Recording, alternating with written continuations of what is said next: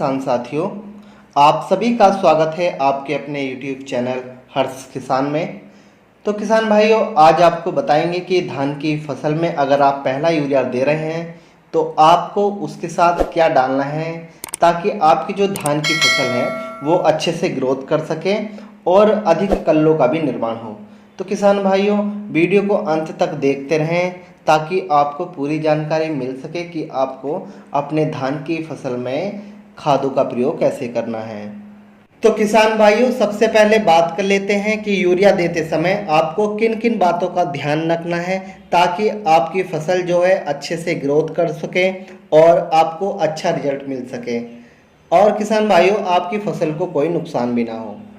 तो बात आती है किसान भाइयों की, कुछ किसान भाई फास्फोरस पोटास की जो मात्रा है अपनी फसल में नहीं देते हैं क्योंकि जो पिछले साल उन्होंने दी होती है उसी से काम चला लेते हैं। किसान भाइयों, फास्फोरस पोटास नाइट्रोजन देना बहुत ज़रूरी होता है। इस स्थिति में जब रोपाई कंप्लीट हो जाती है तभी खादों का प्रयोग करना चाहिए। सूखे में धान की फसल में खादों का प्रयोग नहीं करना चाहिए। कुछ किसान भाई सूखे में डालकर रोपाई कर देते हैं, तो ये बहुत तरीका गलत है आपका। तो किसान भाइयों, बात कर लेते हैं, जब पहला आप यूरिया अपनी फसल में देंगे तो आपको 20 दिन पर ये यूरिया डालना है। लगभग प्रति एकड़ में 35 से 40 किलोग्राम प्रति एकड़ में आपको यूरिया का प्रयोग करना है।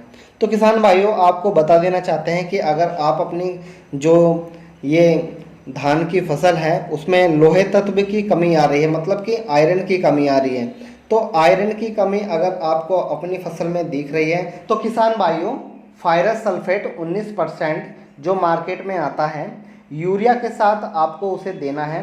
उसकी अगर हम मात्रा की बात करें तो 2.5 से 30 ग्राम प्रति एकड़ में आपको उसे डालना है खाद के साथ मिलाकर। तो किसान भाइयों, आप इसका प्रयोग करते हैं तो आपके जो ये धान की फसल है उसमें आयरन की जो कमी है वो उसकी पूर्ति करेगी और आपकी जो धान की फसल है अच्छे से ग्रोथ करेगी। किसान भाइयों, यूरिया डालते समय आपको और किन किन बातों का आपको ध्यान रखना है कि अगर आप अपने जो धान की जो आपकी फसल है आप उसमें यूरिया डाल रहे हैं। किसान भाइयों, अगर आपके धान की फसल में पानी नहीं है तो आप यूरिया का प्रयोग करना चाह रहे हैं तो किसान भाइयों आप उसमें यूरिया डाल सकते हैं। आप जैसे कि यूरिया आपने डाल दिया है तो आपको क्या करना है, 2 दिन बाद उस धान की फसल में आपको पानी चलाना है।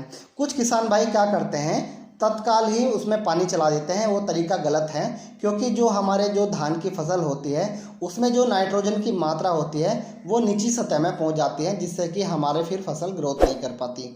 और किसान भाइयों, अगर आपकी जो धान की फसल है उसमें पानी भरा हुआ है तो आप उसमें यूरिया का प्रयोग करना चाह रहे हैं तो उसमें आप कैसे करें।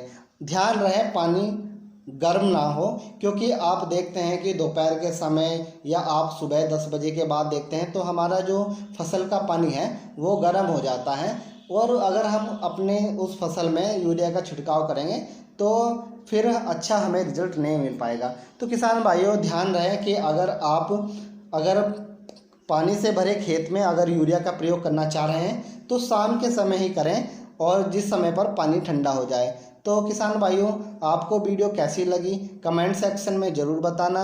अगर आप हमने अभी तक हमारे चैनल को सब्सक्राइब नहीं किया है तो सब्सक्राइब कर लीजिए और साथ में बेल आइकन दबाना ना भूलें। नमस्कार किसान भाइयों।